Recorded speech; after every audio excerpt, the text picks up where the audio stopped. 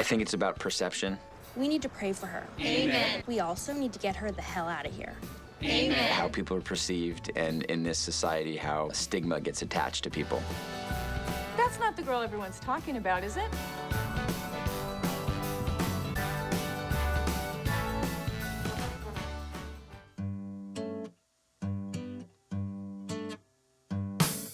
The script was written by a guy named Bert V. Royal, and he's wrote it on spec, which means he just wrote the script without any studio inclination. He wrote it very quickly. Apparently, he wrote it in 4 days, I think. About 2 years ago, I sort of had this crazy idea to take 3 literary classics and set them at the same high school and make that world sort of more modern.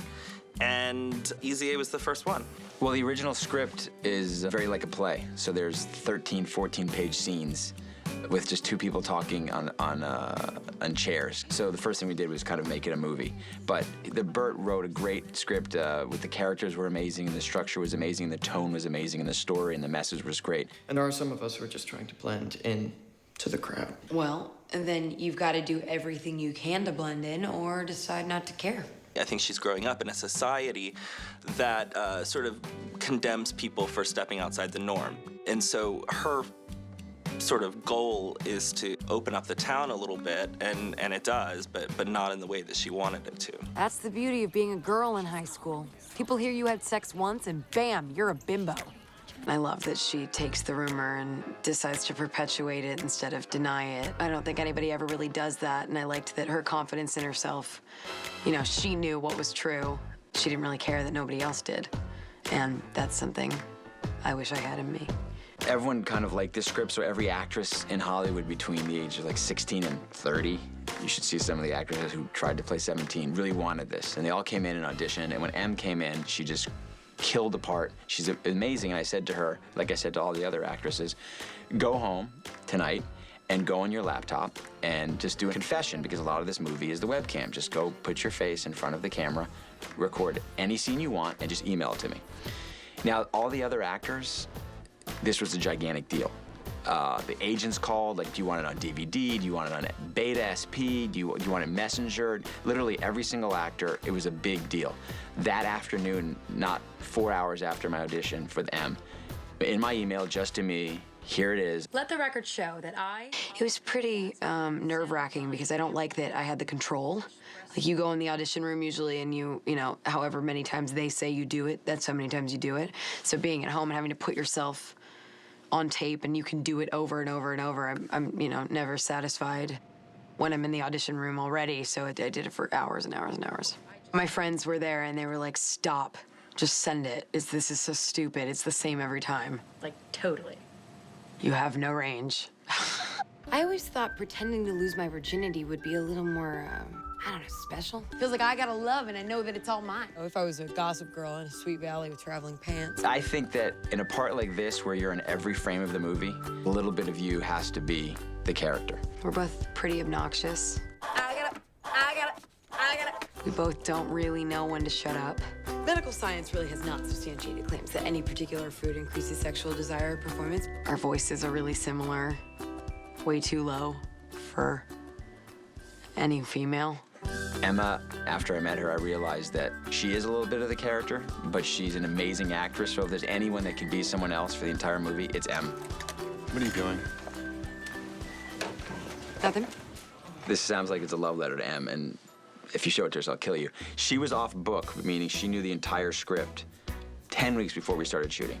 She knew every line, every word. She's got this incredible memory. The only thing I could do to prepare myself was memorize the entire script before I started. I knew that was the only way I was gonna feel comfortable, is never having to look at the script. Them telling me what the scene was that day, already knowing it. The fact that I had memorized it and read the same words over and over and over, you completely doubt that the performance has any value at all anymore because there's nothing new happening. So to get new lines on the day and kind of know what the scene was about, and then they let me play around, and Will is really funny and comes up with really great stuff. Don't tell him I said that.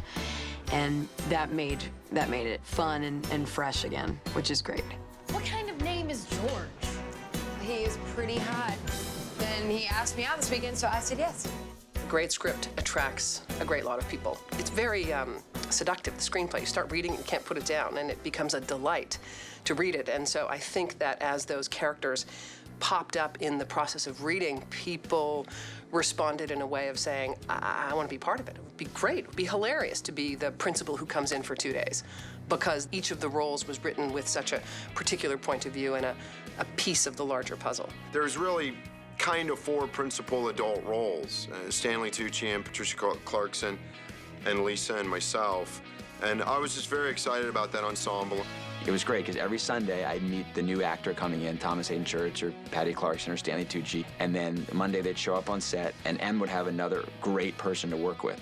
That definitely kept things fresh. It was, new people all the time. I love it. I love it so much. When people like that come in, it's hard to not have the best day because you're learning the entire time. But we're a family of late bloomers. I didn't until I was 14, nor did Olive. Why does that matter? I'm adopted.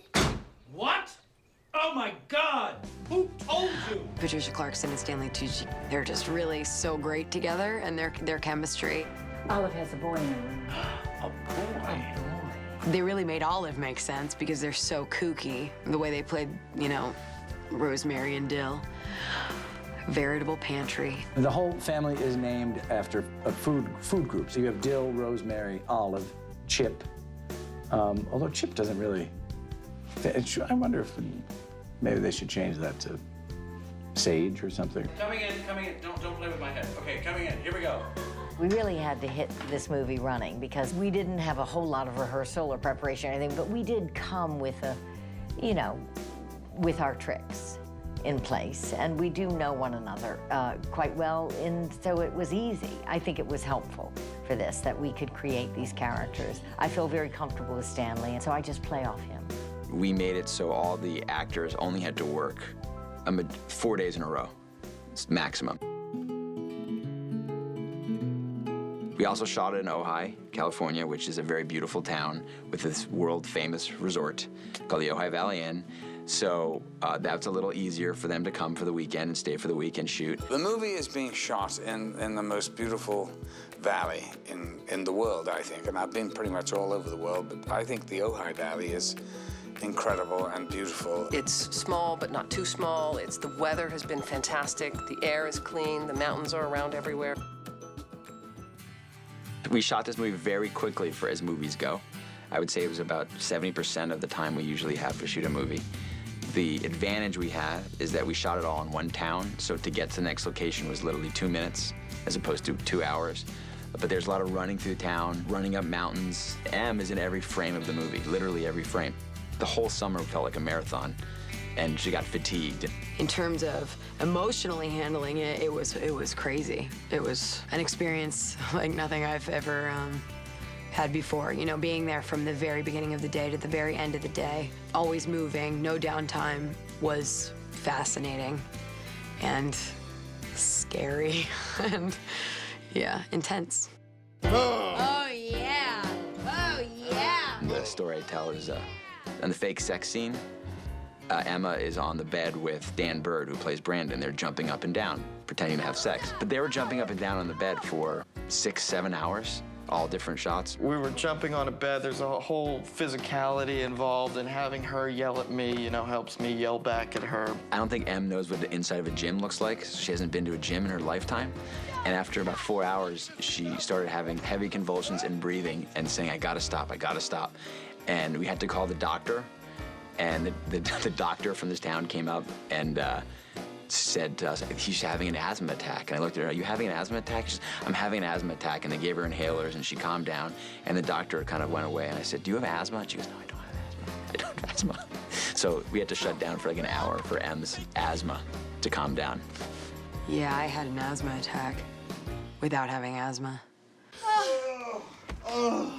I'm so glad he tells that story to everyone. The worst was before the doctor came to give me an inhaler that I've never used again, they brought out an oxygen tank with like a mask. It's like sitting outside like in a cheetah print dress, looking like an idiot, breathing out of an oxygen tank. It was like the second day of shooting. If you want to know what the experience of shooting Easy A was like, just picture me with an oxygen tank with my eyes half open, wearing a cheetah print dress and my stomach hanging out. And that was Easy A in a nutshell, image-wise. That was the scene we shot on my first day. That was quite a way to just sort of dive in face first into all of this madness.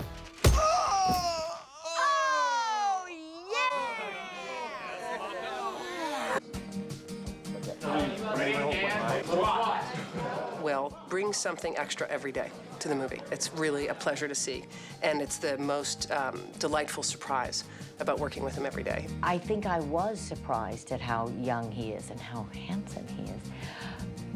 Yeah, how old is Will? I can't tell. It's not fair. But aside from his good looks, he has great timing, which you're born with, and he just has real talent, and he is a great editor. Try time one more time. I hate her.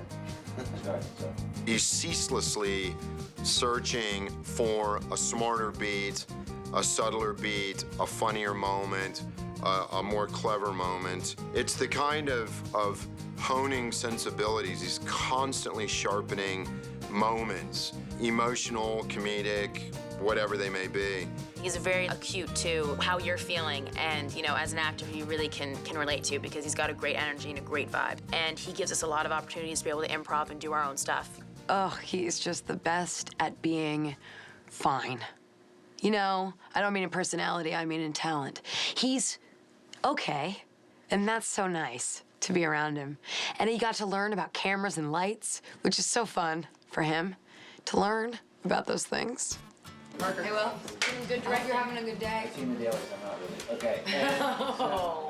Ugh, what a guy, Will.